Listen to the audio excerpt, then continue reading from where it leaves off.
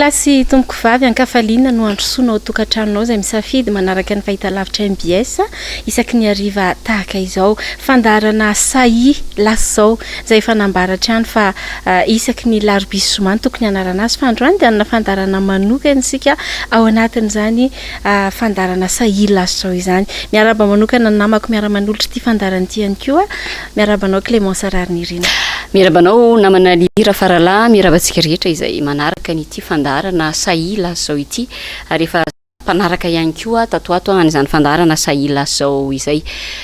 atolotra ve Lili mikasika ny hoe anahoana sy ahoana ny endriky ny fandarantsika. Iaza indrindra zava-dehibe ny ahafahantsika manana sehatra tahaka toy ny averina ihany moa fa ny andohany sosokevitra dia ny hoe sehatra ahafahany rehetrarehetra maneho hevitra sy milaza izay mety ho maharary na tsy zaka ka heverina fa tsy misy mpiaino toy ny fandarana itony. Androany dia nofidianay manokana hoe tena ilay vahoaka olom-pirenena tsotra izay mahatsiaro hoe misy zavatra miatra aminy no tianay nasaina manokana izany hoe ireo olona avy any anaty fiarahamonina mihitsy Clémence no hiakatra ary misy maromaro izy ireo amin'ity ariva ity fa mialohany hidirantsika amin'izay indrindra ary dia misy fanadihadiana fohy ity izay nataon'ny mpanao gazety mahakasika ny fiakarana sy fidangana vidim-piainana indrindra ny vidim-bary ary dia izay fanadihadiana izay aloha no entsika manokatra ny fandaharana ao anatin'izay raha teo ihany koa no idiran'ireo vahintsika voalohany araka amin'ny Clémence Rarnirina. Antsoantso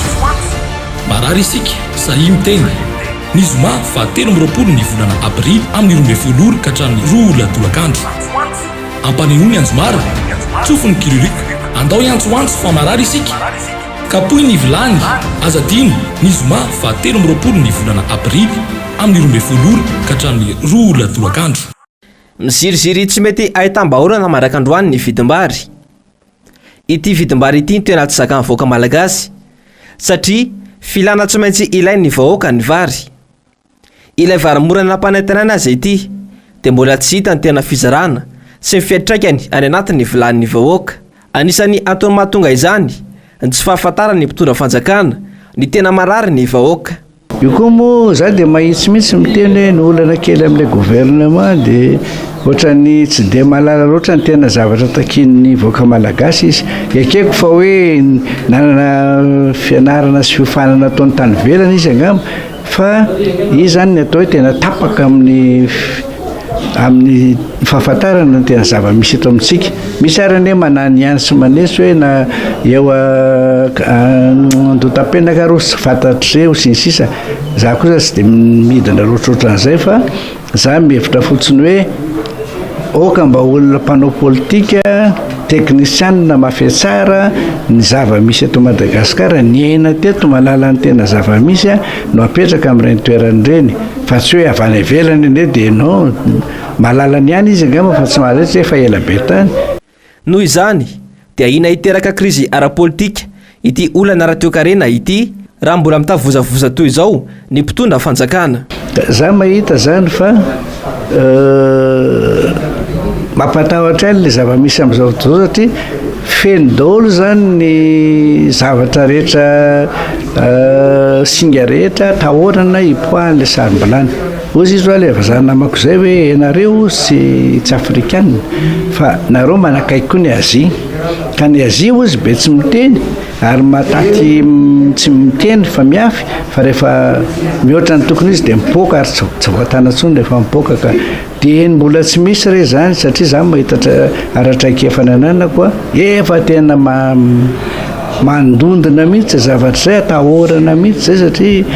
izay aleanao rehetra dia efa hoe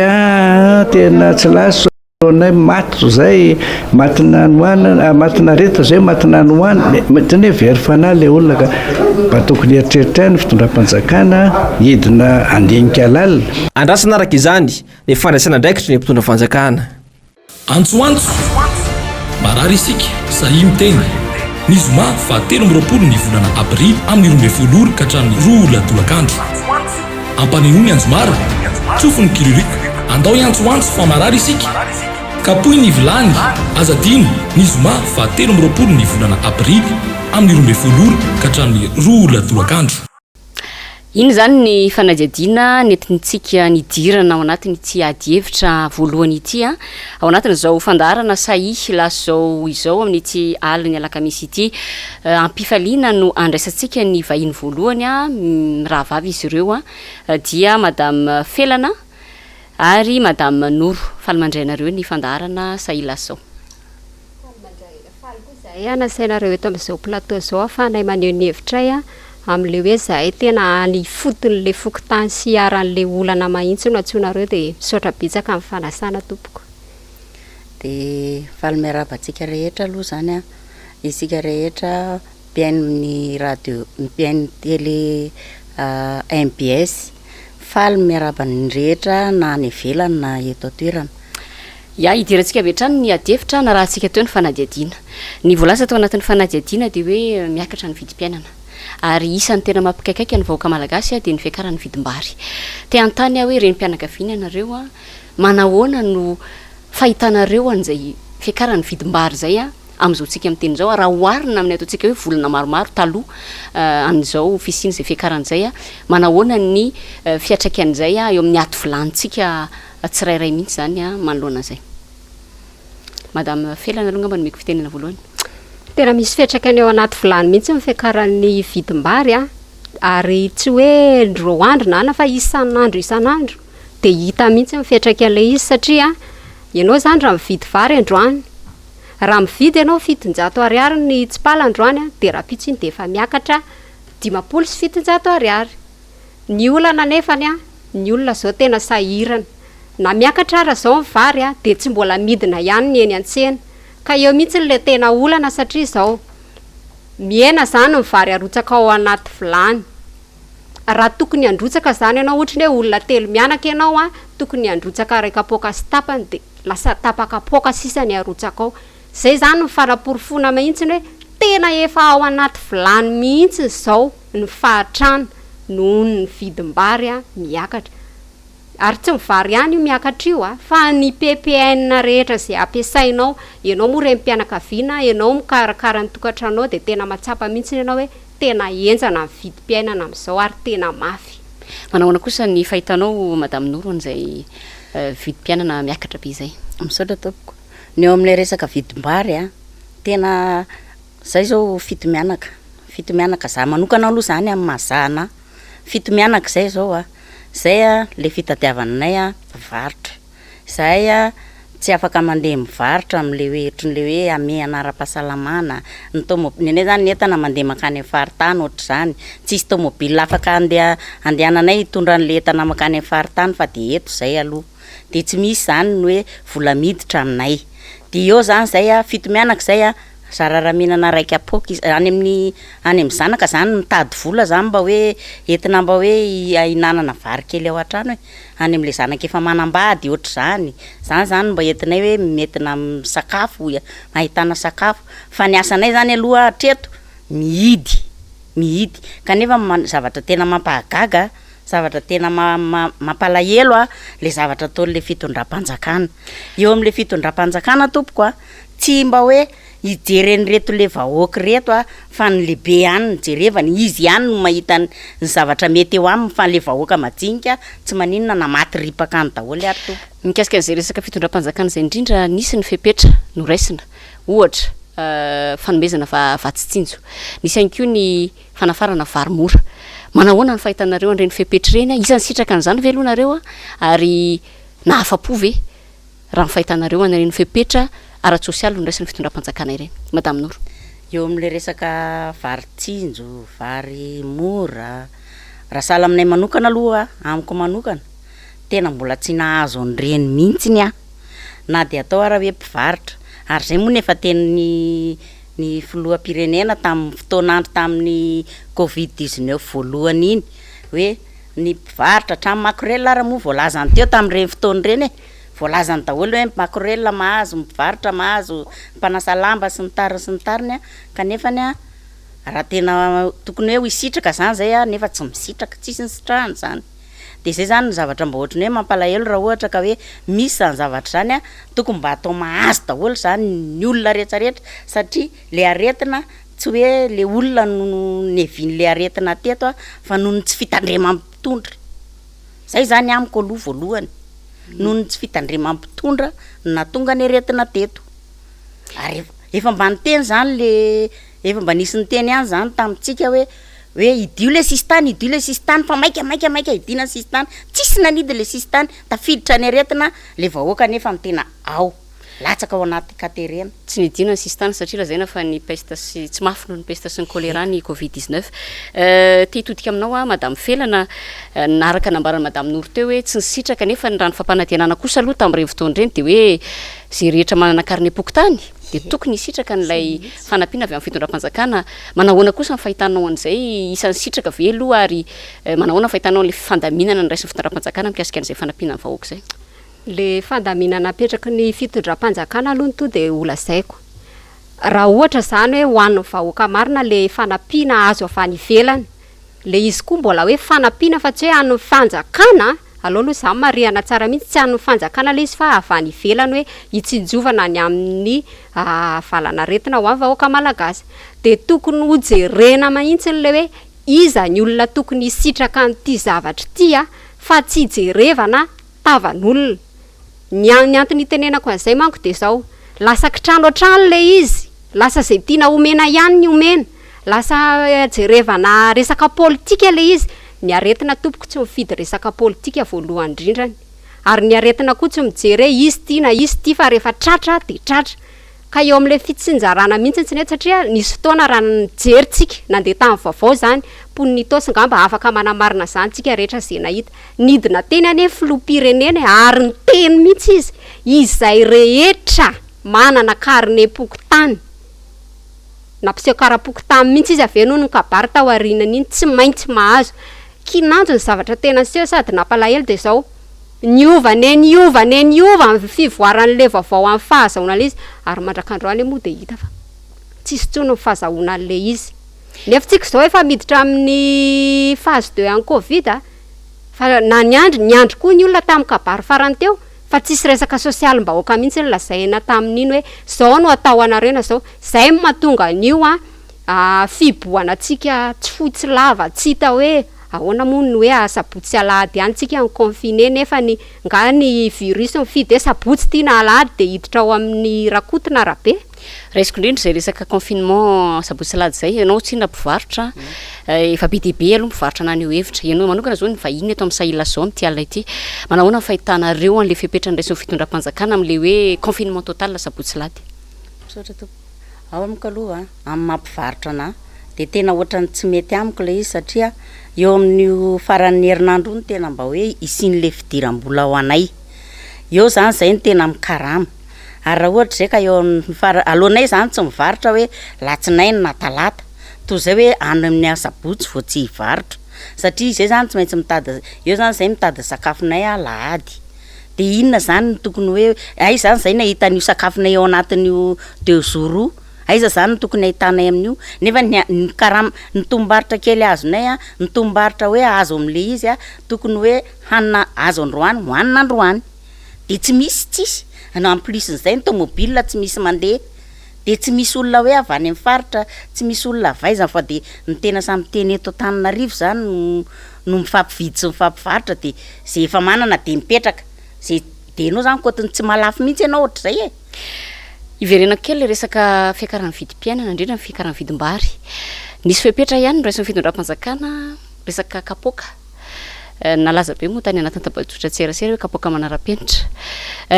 ireny ny fepetra ny raisin'ny fitondram-panjakana hoe hovaina ny kapoka-bary mba ahafahana mifehy an'ity vidim-bary miakatra ity fa roa manarakarak'izay nisy ihany koa ny ataontsika hoe fidinana ifotony nataony teo anivo ministera misahana ny varotra hoe mba hanara-maso anireo lazaina fa mpanararoatra ianao ihany teo madame Felana no nyteny hoe fa miakatra amin'ny vary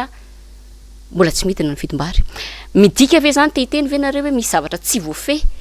misy eto amin'ny firenetsika matoa mbola ataontsika hoe miravoravo tanana ihany vahoaka malagasy madame Felana tena tsy voafehy mihitsy raha ny sosialim-bahoaka manokana de za de tena miteny hoe tsy voafehy mihitsy ny sosialim-bahoaka sy ny vidim-bary ny vidim-piainana amin'ny ankapobeny ilaina ny vahoaka zany de tena tsy voafehy amin'ny fanjakana mahitsiny raha voafehy amin'ny fanjakana io tsy ohatr'izao ny vidim-piainana iainantsika amporofoky tsara aminareo zao fa za zao tamin'ny herinandro a vidy menaka ianao isa tapa-bolana N100 avy anao vidy tapa-bolana ny miakatra 7 de fa mba eritrerety tsara hoe efa misy elanelana 400 mividy vary ianao 700 de avy ndray lasa 500 sy 700 de ny elanelan'izay ve tsy hita amin'ny fanjakana mihitsy nefa ny anao mpividy ta isam-bolana isan'andro isaky ny tapa-bolana mahita an'le izy ny olana vidy ny vary kapoka manara-penitra ny amboarina le kapoka manara-penitra nefa ny ara-m'izao tsy hita hoe aiza inona le solution an'le kapoka vary miakatra ve de kapoka ny amboarina fa maninona raha mividy ny vary ny ataony izay ifehezana anazy ary za tena samy teny anareo fa tena mafy ty aretiny ty mafy ty vidim-piainany ty za zany de tena tsy pahako mihitsy le hoe tsy mafy noho ny pesta sy ny kolera ty zavatra ty fa ity de tena mafy noho ny pesta sy kolera satria vidim-piainana miakatra tena miakatra aretina mamely tena mamely ny aretina tena mamely ny kibonona tsy misy hanina ny asa tao tsy misy qu'est-ce que c'est indrindra miditra amin'ny deuxième vague tsika efa tafiditra tanteraka ao anatiny tamin'ny première vague mba nisy ihany le fijerena ihany na dia nambaranareo teo areo fa tsy nahafa-po fa amin'ity zany hiditra confinement total tsika mbola tsy naheno aloha tsika hatreto hoe isy ny fanampiana ara-tsosialy manahoana ny fahitanao an'izay manokana madame Noro ka ny fahitako azay zao raha ohatra ka hoe tokony hoe raha hoe tena hoe hitazona le confinement le filoham-pirenena sy ny fitondrana mahefa tokony mba hoe jerena manokana mihitsy ny aloha le vahoaka rehetra mihitsy fa tsy hoe tsongatsongaina hoe ty zao na ty zao na ty zao satria ny vahoaka rehetra zao efa tena tafalatsaka ao anaty katerena daholo mihitsy tsy misy vahoaka ray mihitsy ka milaza zao hoe mety ny amin'ny fiainako tsy mbola naheno eny an-dalana na aiza fitondrana no miteny zany azo porofona mihitsy zany hoe vahoaka latsaka katerena daholo ny olona mipetraka tamin'ny classe moyenne ne amin'izao ry Clémence de efa lasa tena mihiba mihitsy ary ny olona hoe neritreretinao sahirana tamin'izany efa mitsindroka zordira de zay le olana zay fa tsy haiko hoe mba tonga any amin'ny filoham-pirenena ve sa mba hitan'ireo membre rehetrarehetra ao amin'ny gouvernement reo hoe midinanareo any fotony de hitanareo fasairanam-bahoaka fa tsy le hoe midina sur terrain nareo de 15 minutes de maka sary de manao selfie de aiza ny fahorim-bahoaka ho hitanareo amin'izany fa ohatran'ireny olona rehetra manaova porte à porte de hitanareo le olana mikasika an'le fasairanam-bahoaka ihany hajantsika hatro ngamba ny resaka fiakaran'ny vidin'ny entana ilaina andavanandro fa iresaka indretsika mikasika ny fiakaran'ny vidin-jiro fahatapahan-jiro mino fa mizakana zany avokoa tsy ny eto Antananarivo ihany fa ny vahoaka rehetra manerana ny faritra fampanantenana nataon'ny filoham-pirenena ny hoe tsisy délestage ary zary lasa fampitahana tamin'ny fitondrana teo aloha hoe tena hanova zavatra fanovana moa ny teny filamatra eo ihany koa ny hoe ampiakarina voroeny ny famokarana herinaratra ka de tena ilamina tanteraka ny isika ponina eto Madagasikara manoloana an'izay resaka herinaratra ary afaka hamokatra manahoana ndray kosa no iainanareo ry mpianakaviana tokantrano malagasy an'izay resaka ataontsika hoe fahatapahan-jiro izay zary lava reny indraindray misy sy iainantsika eto amin'ny firenena malagasy izay meko any madame Noro fitenenana teo aminay zao tamin'iny herinandro iny tamin'ny teny Ambohimanarina teny zany zay ny Ambohimanarina mantsy mipetraka fa tena atao hoe raha tapaka izy maraina any amin'ny eninany izy miverina any Eninarivo raha miverina izy amin'ny Eninarivo 10 minitra raha ela indrindra ny mandeha de tapaka indray de tonga de mitselatra de potika daholo ny zavatra ao an-trano satria anao zany efa mba mieritreritra hoe mandeha le jiro efa mirehatra le jiro mandefa ianao télé hoe hijery vaovao mandefa ianao radio ohatr'izany haino vaovao tonga de tselatra be tapoka indray le jiro de tonga de zay tonga tsisy mandeha tsony ny appareil ao an-tranonao ianao misaritra telefôna tonga de tsisy satria tonga de lasa ohatrany hoe miakatra tapoka zany ngamba ny tension an'le jiro de tonga de tsisy zavatra azo raisinao tsony ao an-tranonao nefa ny anao efa sady efa tsy manam-bola hividianana ny zavatra kely efa anananao ao an-trano mbola simba indray ohatr'izany ny zavatra iainana amin'le resaka jiro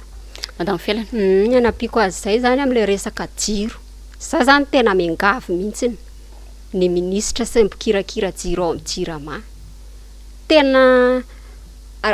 azo atao izy amin'ny filoham-pirenena no mikarakara ny jiro avo roa zay mihitsy ny toko fampanantenany a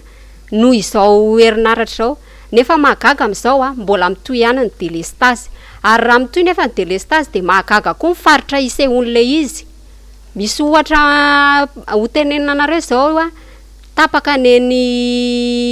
amin'ny hôpitaly nefa maninona ny ao amin'ny fanamboarana ny kianja amin'ny barea tsy tapaka de ohatra zany konko zao a maninona ny jiro ny tapahana amin'ny alina nefa ny insécurité amin'ny alina zany ange tena enjana be ao anatin'ny alina ny fiasan'ny jiola de nefa ianao ao anatin'ny alina mihitsy ny tapahan'le jiro ary rehefa tapaka le jiro de mandondona amin'ny mpangalatra ao an-tranonao ianao restory satria maizina de vaky ny tranonao raha miantso mpitandro filaminana ianao anatin'izay fatapahan-jiro zay a tena ela be ianao vao mahazo mpitandro filaminana nefa ianao raha aneo hevitra vetivety kely de tonga mpitandro filaminana resaka an'izay mpitandro filaminana zay sy zay resaka tsy fandripahalemana zay a isan'ny fampanantenana ihany koa ny amin'ny hoe 30 minitra farafahelany de tonga ny intervention na ny mpitandro filaminana rehefa misy miantso vonjy a raha ny zavatra misy eo nareo anamarina azy a be de be ihany no mitaraina eo ihany koa ny resaka insécurité zay nambaranao teo a te hiteny ve zany isika nareo eto amin'ny plateau amin'izao fotoana zao hoe misy diso fanantenana ihany ary tsy araky ny zavatra nandrasana ny zavatra hita za manokana aloha de diso fanantenana ary za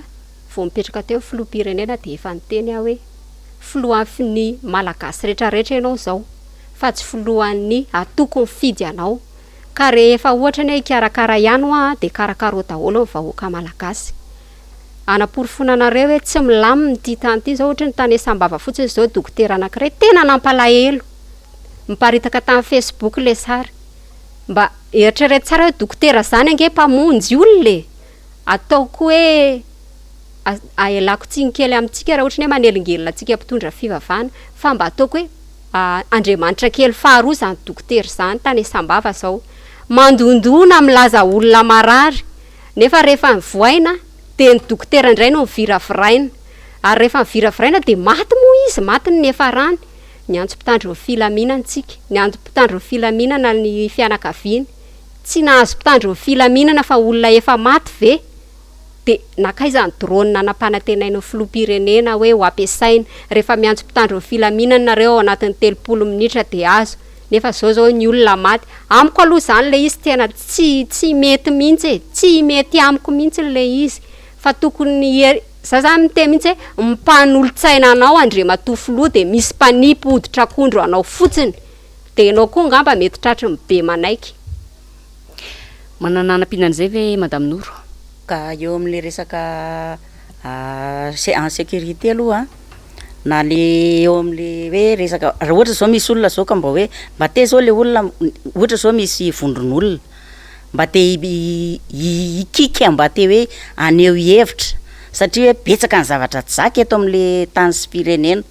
betsaka ny zavatra tsy mety ataon'ny fitondram-panjakana mba te aneo hevitra le olona de tonga de ry zareo beboty moa tonga de tonga voalohany eo amin'le zavatra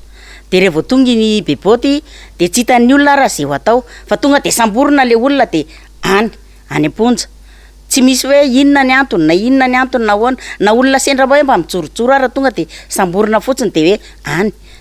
de fantatra hoe inona zany dikan'le hoe isamborana an'le olona anaovana an'le dety moral an'le olona ve hoe sa hoe amin'izay nareo tsisy afaka mihetsiketsika atsony rehefa ohatra ka hoe misy anankiray voafatotra any misy anankiray voahidy any tamora ohatra na ohatra zany de le olona zany tsisy afaka maneho an'le hevontsony fa de tsy maintsy manaiky lasa zay zany lasa hoe raisiko ny teny madama teo hoe voan'ny be manaiky tsy ny filoham-pirenena voan'ny be manaiky fa isika vahoaka mihitsy zao ny tena tratran'le be manaiky isika vahoaka tonga de raisiko zay teny zay hoe tratran'ny be manaiky misy zao ny ataontsika hoe antsoantso moa ny anaran'le etsika mouvement citoyen etsika ny olo-pirenena izay efa mandeha be any anaty tambanjotra tserasera be de be ny olana ny tantaraina nareo teo ny ampahany fa be de be ihany koa mbola misy ny fahaverezana asa isan'ny ataontsika hoe victime amin'izay ny namana madame Felana ahoana ny nyresaka be manaiky mantsy ianao teo hoe nareo manokana satria efa milaza zany hoe fa tena be deabe ny zavatra tsy mandeha vonina ve ny anatevin-daharana an'izay manahoana no fahitanareo an'le hetsika amin'ny akapobeany hoe misy olo-pirenena efa mahasa efa miala amin'izay be manaiky zay amin'izao fotoana zao za manokana aloha zany amin'le anton'le resaka fahaverezana azy za re mpianakaviana za zany mahita ny ao anaty vilany rehetrarehetrao sy ny fahaseranana za zany de manetana sady miteny atsika tsy tsika re mpianakaviana ihany fa isika vahoaka malagasy mihitsiny hoe ndao ifandray tanana anao an'io hetsika sy antsoantso io fa tena efa mafy zao iainantsika zao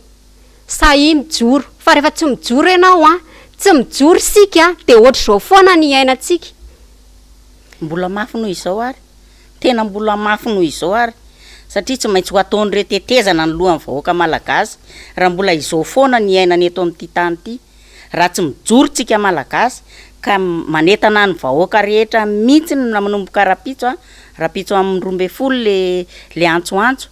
de manetana mihitsy tena manetana hoe andao rery olona aneo an'izay tena tsy zaka rehetra raisy ny vilany raisy ny vilia raha misy zavatra manenoneny eny akoditra eny alefaso kapoy na vilany ty na inona veleso fa tena mafy zao fiainana iainantsika zao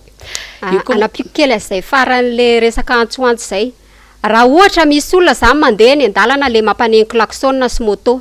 de ty zany mba fangatahako aminareo mpitandro filamina fanehiko-kevitra le izy hoe fa tena mafy ajanony re ty fisambosamboranareo olona ity fa na ianareo arane de avy amin'ny vahoaka ary tsy maintsy iverina ho amin'ny vahoaka nareo ka etsika vahoaka tsotra le izy hoe any tokantrano ny olona eny andalana ny olona fa tsy nisy mihitsy hoe andaotsika andeha ilahatra arina andaotsika andeha aria ka hoe ho sambosamborinareo indray le olona satria zay foana manko le olana misy eto amintsika miaro seza ka raha ohatra hoe misy etsika kely fanehiko-kevitra hoe le izy koa ane fanampiana ianareo fitondram-panjakana ihany hoe efa jereo efa tena sahirana le vahoaka tena ho hitanareo mihitsy mifahasairanam-bahoaka raha ohatra ny hoe tsy mbola mijery an'izao ihany nareo anareo sy Andriamanitra le izy fa raha mifahasairanana aloha de tena efa ao anaty vilamy mihitsy ho hitanareo ny vahoaka ary ho hitanareo koa le ny ataontsika hoe ny saranga rehetra amin'ny vahoaka izay efa hita fa tsy mahazaka tsony ny zava-misy ankasitrahana ianareo ny vahiny tato anatin'ny fandaharana Sahia Lasa Izao tamin'ny ity alina ity ny toy ny fandaharantsika mafitsiko kely aloha fa madame Felana sy madame Noro no vahintsika teto ny toy ny fandaharantsika koa dia andray ny vahiny manaraka i namana Lili Rafarala ka dia izy indray zany no andimby-toerana eto ao anatin'ny toy ny fandaharana antsoantso marary isika sahi miteny ny zoma fa 13 ny volana Aprily amin'ny 12 ka hatramin'ny 2 latolakandro ampanehoany anjomara tsofony kiririky andao iantsoantso fa marary isika kapoy ny vilany azadino ny zoma fa 13 ny volana Aprily amin'ny 12 ka hatramin'ny 2 latolakandro anisan'ny nanaitra ny maro ny nahita petadrindrina toy izao tato amin'ny CSB2 ny komina Alasora ny herinandro teo anaty amiaina no misy tsy fahampiana fanafody toy izao dia nanantona aty an-toerana izahay avy any amin'ny fanjakana mihitsy no tsy ampy ny fanafody nomena onombe ny tanàna nisy ny fanaterana fanafody zany teo anivon'ny CSB2 sainga fanafody tsy ampy le tsy ampy io tsy hoe amin'ny resaka isa fa misy fanafody maromaro azithromycine, paracetamol, vitamine C sy ny sisa rehetra zany tokony hoe anaovana traitement ho an'ireo olona izay manana ny sotran'aretina na ahitana sotran'aretina coronavirus dia izy ireo zany atao hoe tsy tonga paka zay moa zany no lazain'ny fanjakana hoe tokony paka zany no tonga taty fa apahan'ireo fanafody ireo no tonga tety amin'ny CSB2 Alasora dia izay fanafody nisy teo anivon'ny CSB2 zany no nomen'ireo dokotera mpiandrarà ho an'ireo izay olona manana sotran'aretina ary ny fanafody tsy nisy moa zany mazava ho azy dia nampifidianana ireo marary ireo. Niezaka namontany tompon'andraikitry ny CSB2 izahay tamin'ny fandalovanay tety saingy tsy nentina andray anay ilay tompon'andraikitra fa tsy maintsy maka fahazon-dalana any amin'ny médecin inspecteur nanaka sary aza dia tety ivelany ihany fa mila io fahazon-dalana io ihany koa raha heri-taona toy izao ihany koa no nametrahana ny komity loharano anao ny fanisana tsy tintsony izany tamin'ity andiany faharoa ity na ny fanampiana aza moa tsy nisy resaka intsony. Ny komity loharano aloha zany tamin'ny heri-taona tahaka izao no atao hoe nametrahana azy raha eto amin'ny commune Lasora manokana sainga tamin'ny premier vague izy ireo no atao hoe ny asa nanao ny recensement tany amin'ny mpiara-monina dia ohatra ny somary very anjavony ihany zany fa tsy nisy tohany intsony ny atao hoe asa izay nataon'ireo komite loharano ireo tato amin'ny commune Lasora. Zao moatsika miditra amin'ny deuxième vague tsy fantatra hoe ahoana sy ahoana zany ny tokony fandehany fa ny komite loharano izay napetraka tamin'ny heri-taona aloha zany hatreto dia atao hoe efa vita ny asany angamba. Mazava izao aloha fa tsy ampy ny teti-bola ho an'ny fahasalamam-bahoaka. Ity izao no lesoka tamin'ny fandaniana ny lalàna amin'ny feno teti-bolam-panjakana lasitra 2024. 2.7 miliary ariary ny fandaniana raha ny voasoratra anatin'ny LFI 2024. Izany hoe nahitana 4.9 raha oharina ny taona 2024. Voarakitra mazava anatin'io teti-bola io ny vola atokana ho an'ny sampandraharaha-paritra makany amin'ireny CSB iredy. Koa maninona nefa no tsy ampy ny fanafody? Maninona no tsy ampy ireo fotodrafitra sandraisana marary? Tsy ahivina trany fa ny ministeran'ny fanatanjahantena no nahitana fiakarany ny teti-bola satria dia nitombo 10.4 isan-jato. Izany hoe manatombo 7.10 isan-jato raha oharina ny teti-bolan'ny ministeran'ny fahasalamam-bahoaka. Tsara ihany koa ny manamarika fa mbola ao anaty amiana ara-pahasalamana isika nefa mbola nisan'ireo ministeran'ny sedra fiainana 10 isan-jato ny teti-bolan'ny ministeran'ny fahasalamana. Mila amarin'ny fanjakana io teti-bola io satria afaka herinandro vitsivitsy. Izany hoe amin'ny volana Mey izao dia hiditra amin'ny fandaniana ny lalàna amin'ny feno teti-bolam-panjakana sy Pantsina taona 2024 ny Antenimera Rodonta. Antsoantso marary isika sahy miteny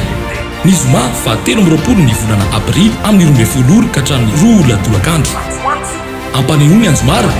tsofony kiliriko andao iantsoantso fa marary isika kapohy ny vilany azadino ny zoma fa 13 ny volana Aprily amin'ny 12 ka hatramin'ny 2 tolakandro. Arak'izany dia mbola atao anatin'ny fandarana sahy lasa izao hatrany isika ankasitrahantsika ireo vahiny teo aloha fa handray ny vahiny ho raisina fandroany indray isika ary araka ireny fanadihadinana rahantsika teo ireny dia hiresaka kokoa mahakasika ity valanaretina coronavirus ity tsika izay tena mampikaikaika ny maro ary anisany mampikatso zavatra maro eto amin'ny firenena ihany koa. Vahintsika ao anatin'izany renim-pianakaviana madame Mianitra faly miarabanao ary tonga soa atao anaty izao fandarana sahy lasa izao. Faly miarabanao ny dia miaraba ny vahoaka malagasy rehetra manerana ny nosy ny any ivelany manaraka izao fandarana izao. Ya, etsy andaniny Ramatokely Pandry izay mpianatra eny anivon'ny anjery manontolo anisany nanana etaeta ihany koa ny ifampizara atao anatin'izao fandarana izao. Miarabanao? Miarabanao Lilira Farala dia misaotra indrindra ny NDS nanolotra ny fandarana sahy miteny. Ya, arak'izany ary izy miravavy mianaka tena iresaka tsika eto mahakasika ny zava-misy nanaraka n'iny fanadihadina iny tsika teo tena hita miariary fa anisany mampimenimenina ny olona ny lafin'ny fanafody be dia be ny milaza hoe tsy misy tsy teny ihany fa na omaly dia mbola nisy toeram-pitsaboana hafa izay namoaka fa tsy misy fanafody akory ihany na dia kely aza manginy fotsiny ny hoe ambara fa tena maimaim-poana tanteraka ny fanafody rehetra hitsaboana ny Covid-19 fa ny zavatra voamarina aloha hatreto ary tsy olona iray no miteny azy dia farafakely ny andoavana 10,3 ariary vao mahazo fanafody betsaka no nitarainany amin'izany. Ahoana ny fahitany madame Mianitra manokana an'izay resaka fanafody sy fiatrehana ny fitsaboana ny Covid-19 izay ataon'ny fitondram-panjakana amin'izao fotoana izao? Sotranao na may fitenenana marery kely aloha ety am-piandohana fa matoa tafakatra amin'izao fandarana izao dia aretina Covid marary ny vahoaka ary marary dia samy teny ary tonga eto teny ny zavatra misy izay marary ny vahoaka izay hitako eny amin'ny fiarahamonina satria renim-pianakaviana anaty fiarahamonina misy ny tsy salama. Araka ilay fanadihadiana moa dia nanaraka ihany ny tenanay tao amin'ny CSB2 Analasora ny peta-drindrina mipetraka izay milaza ny tsy fahampian'ny fanafody. Eto dia te hametraka hoan'ny mpitondra fanjakana tsy akanapaka hoe omeny vahoaka ny tolotra ara-pahasalamana sahaza azy a satria izony zany ary nisy ny tetibola natokana ao amin'izany fahasalamam-bahoaka zany tompoko ny zavatra mahagaganay a aiza ny vola hoan'ny covid ny fanafody tsy ampy ny olona efa sahirana ny fanafody tsy misy a miala vola paosy a tena marary kenda amin'ny vahoaka tamin'ny première vague a nisy ny tomobile ambulance nanaovana werawererany tanàna nisy ny covid-19 4 tsy hita isa mampalahelo ny fo ary tohana ny fo satria mahita ianao marary a hoentina amin'ny sarety ka tsy haiko hoe mba hita amin'ny fitondram-panjakana ve reny a mparitaka eraky ny tambajotra sosialy a ary teny amin'ny gazety sy ny eno any amin'ny anamanjery hoe nakaiza tompoko le fiara 4 maro nanaovana weravera tamin'ny covid-19 tamin'ny première vague fa ilain'ny vahoaka zany amin'ny deuxième vague ary manaraka zany le fanafody tsy ampy a mariako eto fotsiny a le fanafody lazaina fa tsy ampy a tena tsy ampy mihitsy ary tsy misy satria raha tokony hoe pakina fanafody no aterina zany amin'ny resaka fanafody rehetra traitement na covid-19 a alefa atsinjaranjarany kely eny lisy ka mazava ho azy tsy ho ampy ny vahoaka lazaina ny fanafody sasany a misy manome isa mihitsy moa mba hitanay teny amin'ny tambajotra teny hoe 507 milovenoko zany efany a marary raha nyfahalalana azy mba manara-bavao any zay fa misy 7 efa nakakaiky ny ray alina ka aizahoaizany zany tompoko ny fampin'ny fanafody raha matokely pandry mpianatra eny anivony anjery manontolo ianao aona ny fahitanao tena mifanaraka marina avy amin'ilay zava-misy eto Madagasikara reo fepetra rehetra raisin'ny fitondram-panjakana indrindra amin'ity resaka fanafody hitsabonan'ny covid-19 ity misaotra anao raha matolily ohatrana manokana aloha de tena mahita hoe tsy araka ny tokony izy mihitsy le ataon'le fitondrana satria efa nandray ohatra makasika ny CSB2 alasora ny namana tasy de tsy asiko resaka iny fa ohatranay mpianatra manokana de raha mandeha maka fanafody ianao amin'ny SMS eo akatsy io fanafody alainao ao tsisy ny ankizy nefa mibetsaka marary tsy ho avy andeha lahatra any ambopo tsy ho avy andeha lahatra any amin'ny tsamamy fa hoe eo akatsy zany eo zany izay ny tokony sitraka nefa rehefa tonga eo zay a averin'ny dokotera mody fotsiny ndana fa tsisy fanafody ato ny ankizy nefa ny teny efa betabe mitaraina efa ao aminazy daholo le soritra retina fa miverimaina fotsiny tsisy le izy nefa ny fanjakana de indraindraina be fa ampy ny fanafody ampy zao rehetrarehetra ao fa amiko manokana zany tena ataon'le fanjakana ambany zavatra loatra le resaka fanafody nanaitra ny maro azany de ireo olona sasany miezaka mivarotra any amin'ny alalan'ny tambazora serasera de anisan'ny enjehana mafy mihitsy ao anatin'izay zavatra iny nefa reny olona reny a no ataontsika hoe fitaovana afaka nanampy kokoa noho izay sy fampin'ny fanafody any anivon'ny hôpitaly izay betsaka ihany no efa nilaza hoe raha tsy nisy an'ireny fivarotany ireny aza de mety efa betsaka ny havanay no ndao ny fahafatesana mamperitreritra zany fa anisan'ny resahana ihany koa ary ny filoham-pirenena marika Ravalomanana filoha teo aloha de tena resaka be mihitsy makasika an'le vaksiny ho anareo manahoana fotoanany ve zao tokony hanaovana an'izany vaksiny zany eto Madagasikara ahoana ny fahitanareo miravavy mianaka azy satria ohatra ny voizina be indray mantsy zao le hoe tany Komoro nisy natao vaksiny anankiray maty de hoy hoe mitaha amin'ny olona amanaliny amanetsiny amanapitrisany sitrana ve sy afaka miatrika ny aretina noho ny vaksiny de zavatra tahaka zany no andeha hanakanana ny tsy ampidirana azy tsy fantatro aloha fa ho anareo manokana ahoana ny fahitanareo ny fanapahan-kevitra makasika ny resaka vaksiny amiko manokana aloha amin'ny marem-pianakavianana de amiko tokony efa niditra rehefa tokony efa tafiditra tamin'ny fanaovana vaksiny isika saingy tavozavoza moa ny fitondram-panjakana tsy haiko hoe mety anakona an'le CVO plus sy ny karazany ve moa le zavatra sa hoe ahoana fa kosany a izay de mitaky mihitsy hoe aleo hiditra le vaksiny fa tsy ndray le izy hoe mety ndray anadotona ny sain'ny vahoaka le resaka kely nisy tany Komoro hoe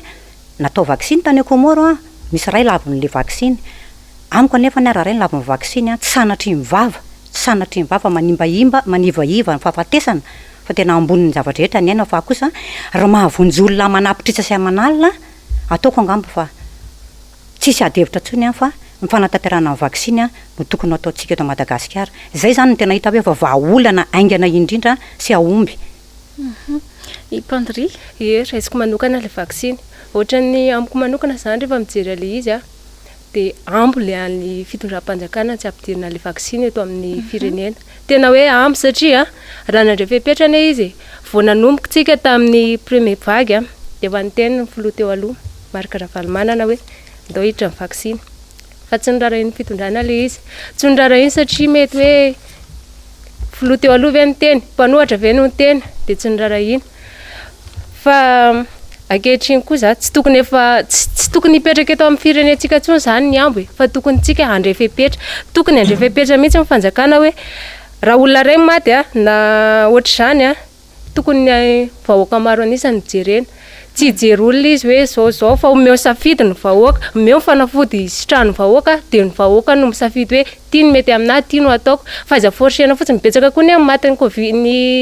ny CVO ko maninona CVO mbola indraindraina be nefa ny maninona ny vaccine ray nanaovana ohatra de maty betsaka koa matin'ny finanana le CVO betsaka ny tsy mazaka fa ataovy tonga le fanafody ataovy tonga le vaccine de manana safidy ny malagasy tsirairay de afaka manao an'izay ataony izy de afaka misitraka amin'ny fanafody saza ho anazy izy ambo izy pandry teo fa misy fotoana tokoa moa tsy tena andresaka an'izay Andriamatoa Margaravalymanana hoe iverina amin'ny teniny ihany ndreo atsoatsy indraindray izay mihitsy hoe le hoe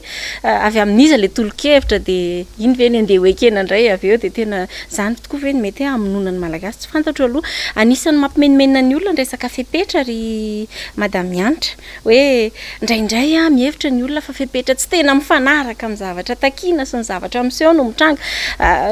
raisiko kely ty resaka ray ity izay somary manahirana ihany fa ny manahirana koa nefa de zao tsy misy afa-tsy tia ny resaka ankehitriny de ny hoe oxygène sy fanafody no andrasana fa maninona no fasan'ny firaisampo ny valiny tena be de be ny resaka manodidina an'izay ohatrany mba te hahenao anareo avy ny fotony mivantana hoe ho anareo manokana ahoana ny fomba nandraisanareo an'iny madame Mianitra sy Pandré ny tompoko ny fomba fandraisana an'iny moa zany somary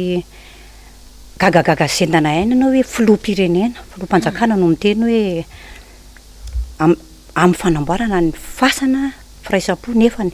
ny oxygène tena ifampitadavana ary nisy fotoana mihitsy maty noho ny tsy hoisina oxygène ny olona sasany de gaga ihany izy zay hoe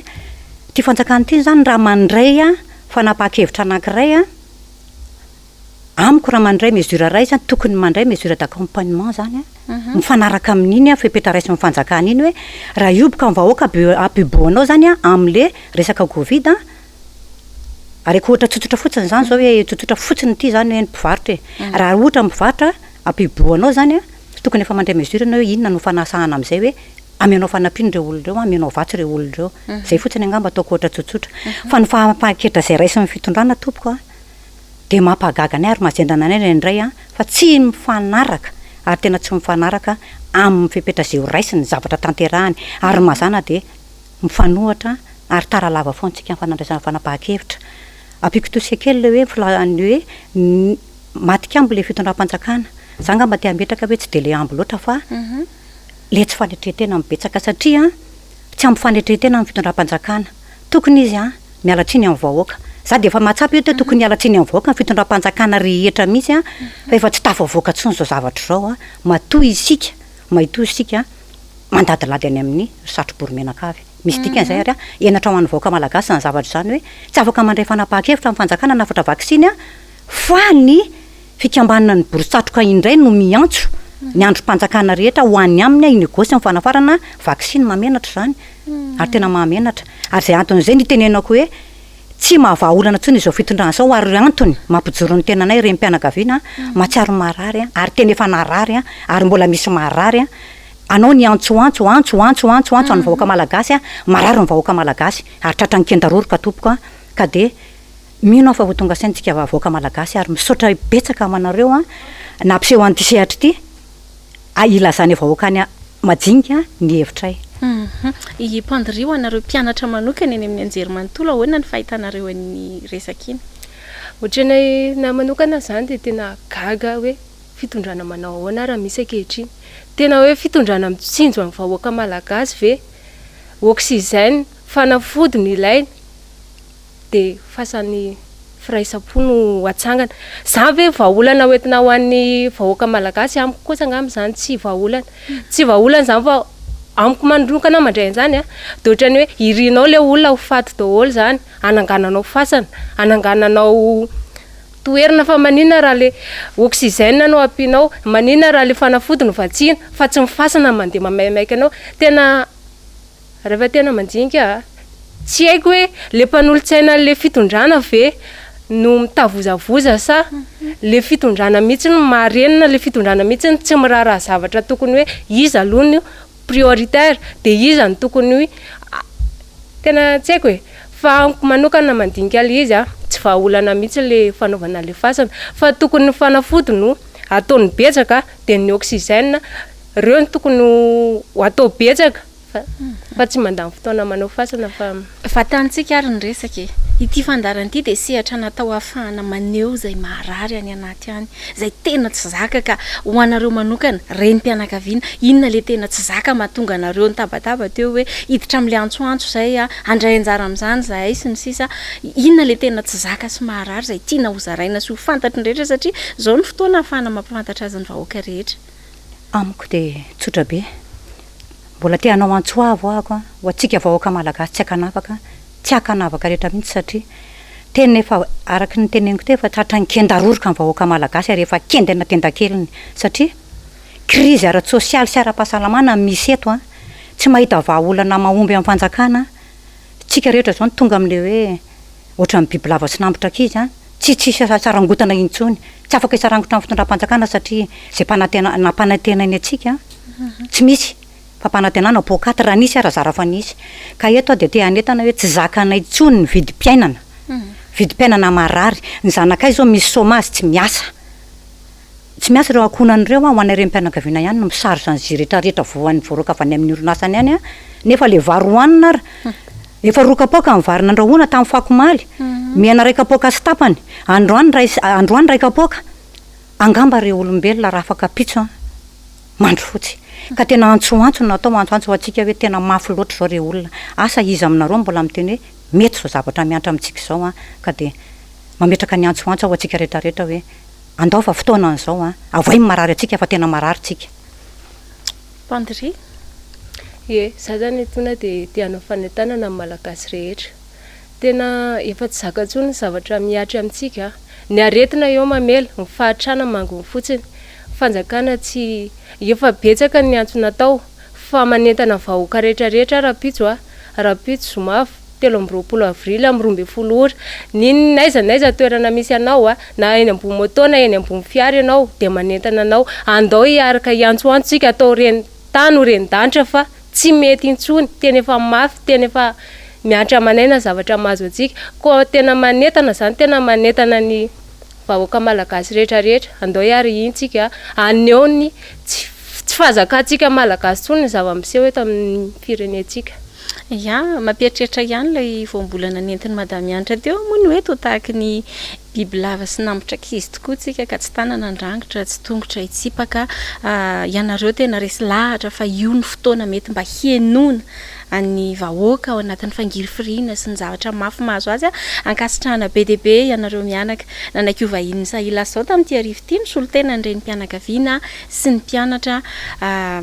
tao anatin'izay firesahana momba ny Covid-19 izay misaotra indrindra ary dia manamafy hatrany zany izay fanentanana nentiny izy mianaka teo izay ny amin'ny afahantsika miray feo miray saina ao anatin'izay antsoantso mba ahafahana mampandre ny feon'ny vahoaka sy izay miatra aminy izay antsoantso marary isika Sahia miteny ny zoma 13 ny volana Aprily amin'ny 12 ora ka hatramin'ny 2 ora tolakandro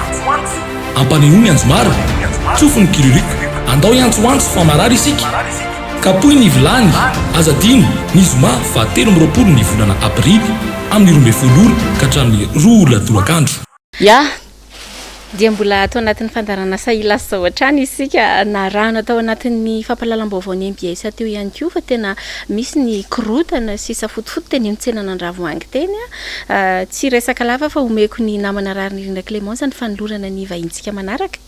mankasitraka anao Lili entoko androany dia isan'ny nanamarika ny vaovao teto Antananarivo moa zany ny karazana hetsika antsoantso antsoavo tsy fahazakana ny fanapa-kevitra izay noraisiny teo anivo fedidina ny tanàna Tanarivo izay nianjady tamin'ireo mpivarotra teny amin'ny tsena Nandravoangy ka dia raisintsika indrindra Lily eto amin'ny plateau amin'ny ity alina ity madame Voangy izay iray amin'ireo mpivarotra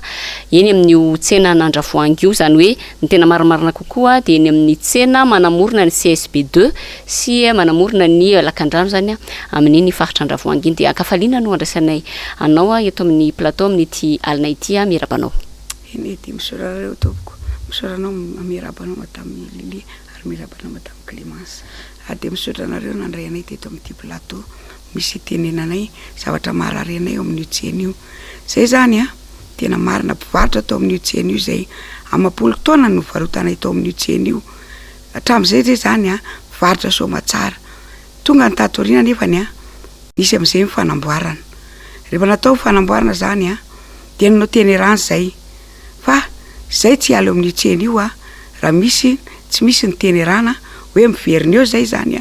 rehefa vita io tsena io zay ihany no miverina eo fa zay tsy anaika hoe zay alana dia mpivarotra natao tsy anaika an'izany zay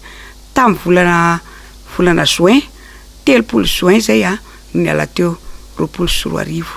teny rana tany anaty taratasy mazava tsara tany amin'ny be ny tanàna tany amin'ny Bianco tany amin'ny district ny mpisolo tena mpivarotra enina ny lehibe ny tsena Fokotany Nandravoangy nanao sonita amin'izany taratasy zany teny rana fa tsy maintsy miverina eo zay ny 12 oktobra 24 tonga nefa amin'ny fotoana 12 oktobra tsy nisy ny fiverenana teo ihany zany zay napiakarina indray lasa indray zay niakatra nalevitra solo tena enindreo niakatra tany ambony tany narirarira zay mbola misy mipasany misy ny fitokanana an'io tsena io mbola tsy mahazo makeo nareo miafy ihany zany zay teny ihany mbola niakatra ihany hoe ahoana ihany ary izy ty mbola zay ihany zany nandrirananay mbola miandry nareo miandry ihany zay nefany henonay zany siosifa hoe amidy io toerana io zay zany tsy manika an'izany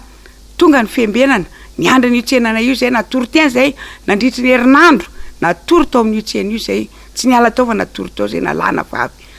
mbola iny ihany mbola tsy nisy ihany ny fanomezana anay ny tsena ny karana ihany tany amin'ny be ny tanàna ny any ambony milaza midinonareo amin'ny lehibe ny tsena midinonareo amin'ny ny Fokotany tsy mahazo fitenenana raha tsara zay hoe tsy malala an'izany zay ary zay talohan'ny elana tao efa lazay ny lehibe ny tsena tao aminay tao voalohany fa tsy misy toerana mena anareo inona no hoaninay matsy ny lehibe ny tsena raha hoalanao zay ka tsy mena toerana inona no hoaninay namena toerana zay io toerana menana io nefa toerana tsy zarizary toerana sanatsy mivava misy WC ny maloto mandeha any amin'ny WC io daholo ino ny ainan'ny olona na ny olona raha tsy tonga vidy zavatra aminay satria maloto amin'izao valana retin'izao rary ny olona raha tsy mividy entana teo aminay satria maloto teo aminay ohatrany tehiverina amin'le azafady fa lasa nanapaka anao tehiverina kely mantsy amin'le resaka androany mihitsy le zavatra nitranga androany zany hoe inona le tena savorovory nitranga tena azonao fitinina ve satria marina fa nanara-baovao ny olona fa le ianao mivantana amin'ny tantara ny zava-misy mihitsy zany no hafa ny fandrenesany mpanaraka ny fandarantsika azy dia ny savorovory indray zany nandeha tamin'ny dia zao zany le fandehana nasiany nanao namboatra nanara-penitra io tsena io zay novidinay io palety io mba natsaranay ny tsenanay novidinay ny vy anasarakananay ny tatatra hoe tsy ho lasany ny fako rehefa metaka an'io zay zay tamin'ny zoma ny rarana nalefa teo ny commune nanakananay hoe tsy azonareo atao ary io lehibe ny tsena io nefa rehefa atonina tsy miresaka aminay io fa miafina aminay dia ny asabotsy zay lasa ena dia mivarotra tena satria efa tena nona ny vahoaka mivarotra tena zay sabotsy mivarotra tena zay alahady mivarotra tena zay alatsinainy mivarotra tena zay atalata tonga ny malalaribia moa foanana ray ny tsena laribia dia tonga zay andro amin'ny maraina Alakamisy hivarotra eo amin'le tsena polisy municipal nefa niandranay teo ny androany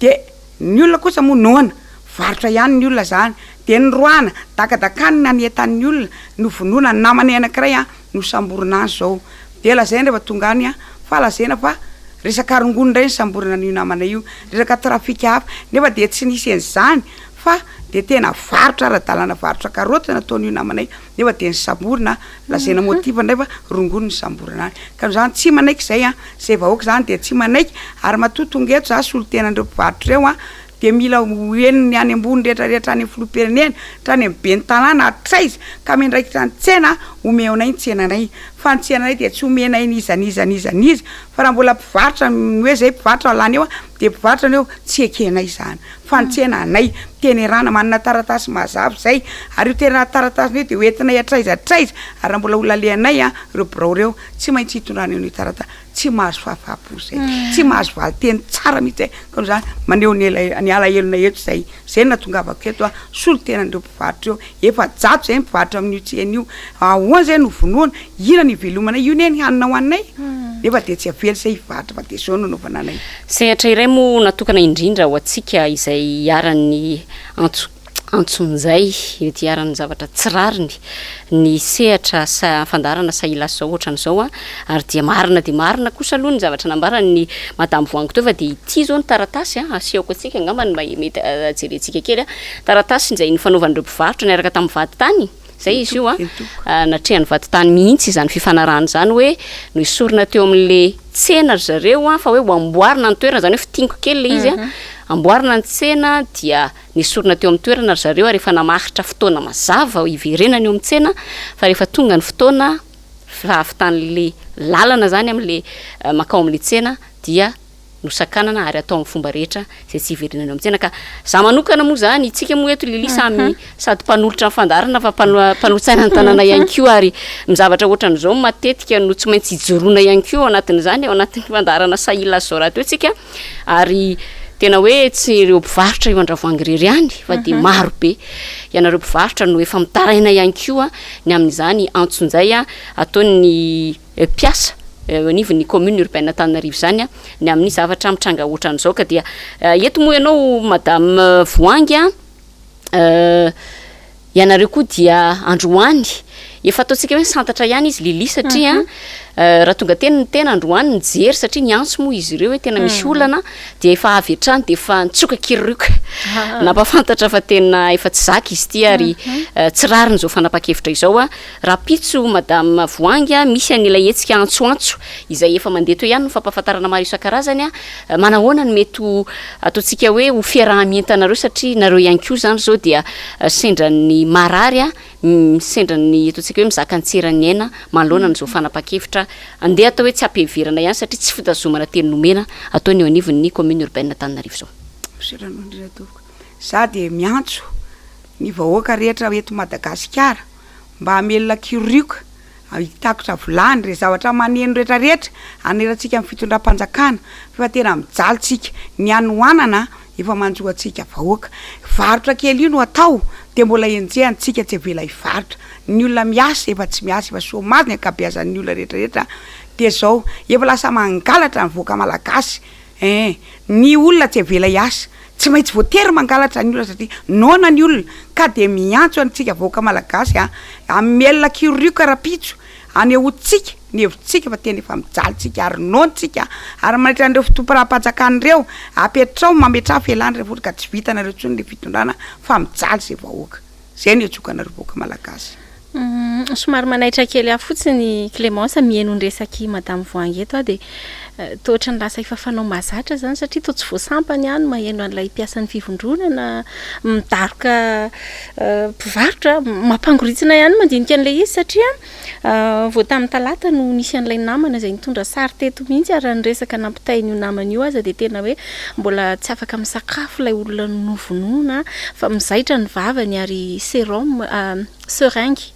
no afahana mamana sakafo de zao de eto ndray de miresaka tsika de rehefa tonga any nefa olona de mivadika eo fifohana rongony no isamborana azy sy ny sisa mampatahotra ihany ho satria sady mitopy any amin'le resaka antsoantso ihany ny resaka hoe ny mpitandro ny filaminana sy reny mpikarakara ny filaminam-bahoaka reny everiko fa tena manana andraikitra voalohany ny aro ny vahoaka sy ny fananany fa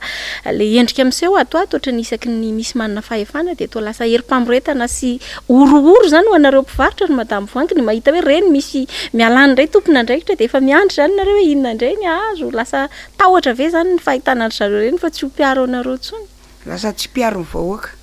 tsy miaro ny vahoaka izy zany voatrany hoe ampiororo ny vahoaka satria raha nahazo an'io namana io a tena napalahelo olona ivarotra mamelatra karotiny na le eo tsy hiady aminao de tonga de ho samborinao satria tsy maintsy hiala tsena nene ivarotana io ino ary nao melomany andreo vady aman-jana andreo rariny izy raha tsy niala teo amin'io tsena io satria eo izy no velona de ho batainao vononao io palety be hazo be io nivelesanao olona zay mamaly anao de ho velesanao an'io izany ve fitondram-panjakana am'izao fotoana ataoko fa tsy rariny zany zany nitondrana voaka malagasy fa de zao miantso anareo voaka malagasy andao tsika hitrotra am'izay fa mafy no mahazo atsika aza manaiky tsony fa andao andeha daholo fa mijaly tsika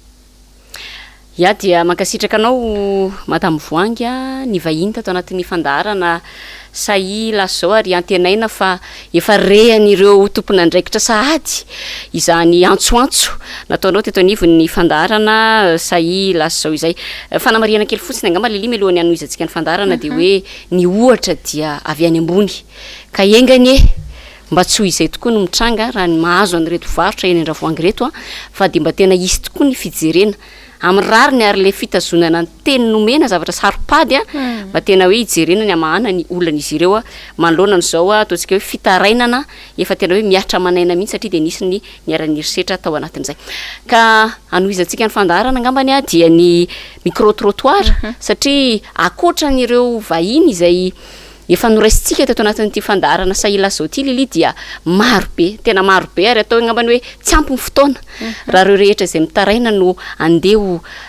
alefa eto daholo ny fitaraina ny fanehoan-keviny fa ny safiditsika santionany vitsivitsy amin'ireo olona izay manakambara ihany koa manoloana ny zavatra tsy rariny manoloana ny zavatra marary manoloana ny zavatra tia ny tarainana amin'ny raha-pirenena amin'ny ankapobeny amin'ny fitantanana ny raharaha amin'ny ankapobeny eto amin'ny tany sy firenena ka dia arahantsika vetivety angambany aloha izay micro-trottoir izay antsoantso marary isika sahi miteny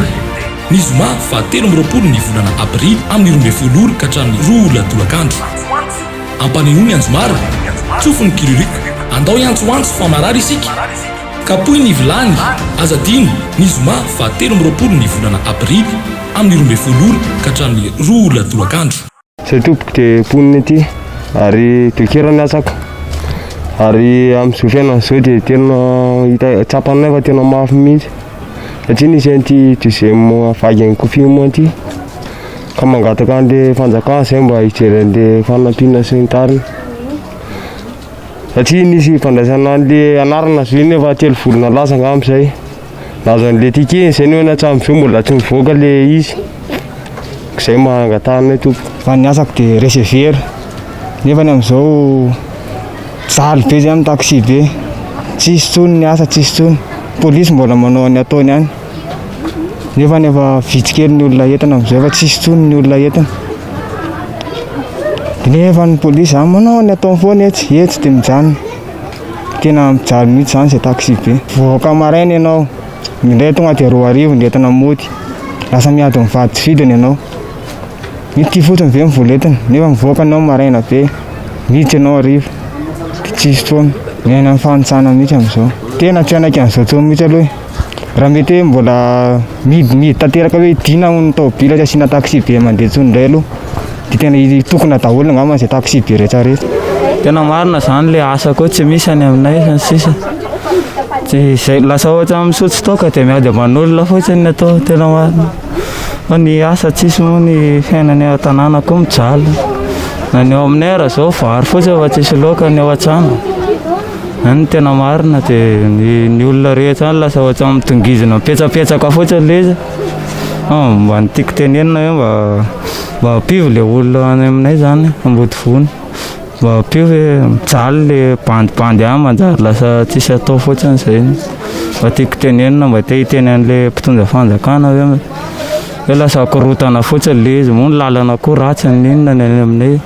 zany mba etaeta-poko saiko teneniko nametraka fanontaniana ianao momba zay fampanantenana zay tena marina ary tsisy idivirana tokoa fa tsarakaraka ny fampanantenana nomenana vahoaka majinika ny zava-misy amin'izao fotoana izao na amin'ny alalan'ny andavanandrom-piainana izany sakafo sy ny fanafody rehetrarehetra ampiny valana retina ity izay nitsofoka teto noho izany disy fanantenana izahay eny fa na nandatsaka ny vato na tsy nandatsaka anazy ka ianao filoham-pirenena anisany nanome fampanantenana fa ny 80 taona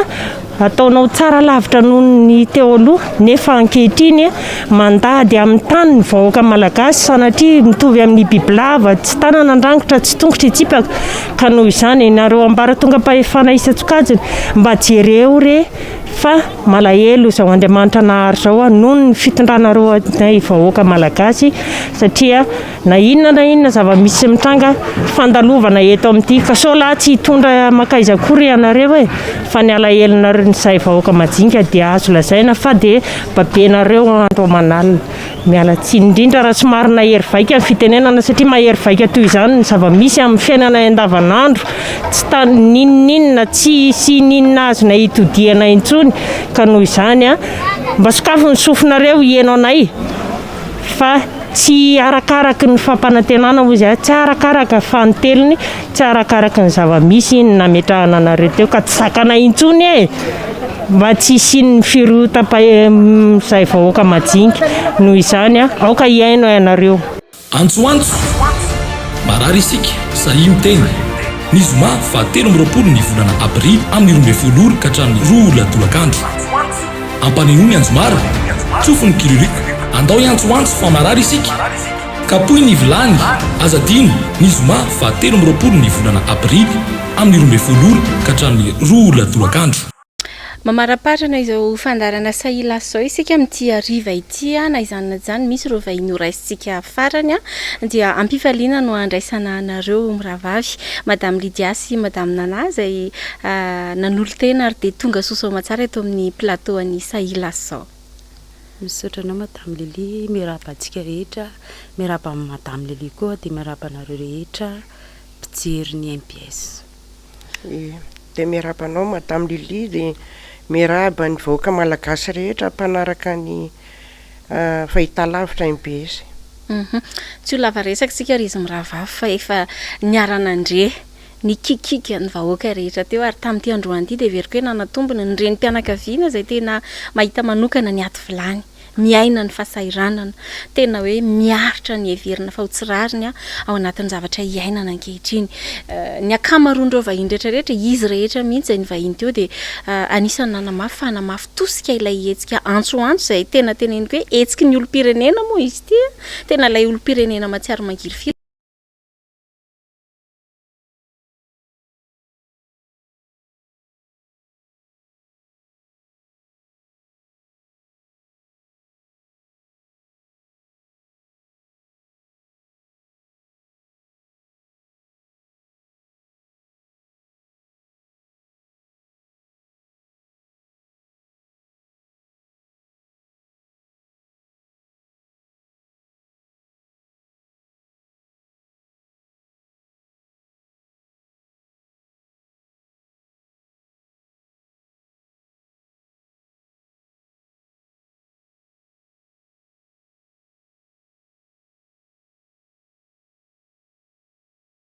Antsoantso marary isika sahy miteny ny zoma fa 13 ny volana Aprily amin'ny 12 ka hatramin'ny 2 latolakandro ampanenony anjomara tsofony kiloriko andao iantsoantso fa marary isika kapohy ny vilany azadiny ny zoma fa 13 ny volana Aprily amin'ny 12 ka hatramin'ny 2 latolakandro